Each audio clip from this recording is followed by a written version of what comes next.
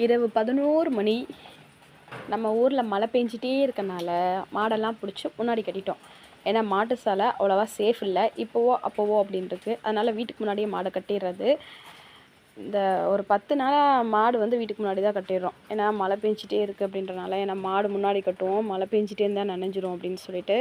நம்ம ஊரில் மழை வெளுத்து வாங்கிட்டு இருக்குங்க. ஒரு சில பேர் வந்து வெயில் கொளுத்தி அடிக்குது அப்படின்னு சொல்லியிருந்தீங்க. ஆனால் நம்ம ஊரில் மட்டும் மழை வெளுத்து வாங்கிட்டு இருக்கு. டெய்லி நைட் ஆனால் மழை பெய்ய ஆரம்பிச்சிருது.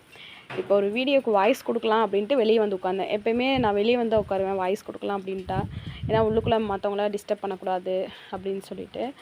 ஆனால் மழை பெஞ்சிட்டே இருந்துச்சு, அந்த மைண்ட் செட் வரல, அப்படியே விட்டுட்டேன். உங்கள் ஊர்லேயும் மழை பெய்யுதான்னு சொல்லுங்கள். செம்ம ஜில்லுன்னு காற்றா இருக்குது. ஊட்டிக்கெலாம் போகணும்னு ரொம்ப ஆசைப்பட்டேன். பட் நம்ம ஊரே வந்து இந்த ஒரு மாதமாக வந்து ஊட்டி மாதிரி தான் போயிட்டுருக்குது. அவ்வளோ ஜில்லுன்னு இருக்குது, குளு குளுன்னு இருக்குது, மழை பெஞ்சிட்டே இருக்குது. செமையாக இருக்குது. கொஞ்சம் மழை நின்னா நல்லா இருக்கும்னு தோணுது.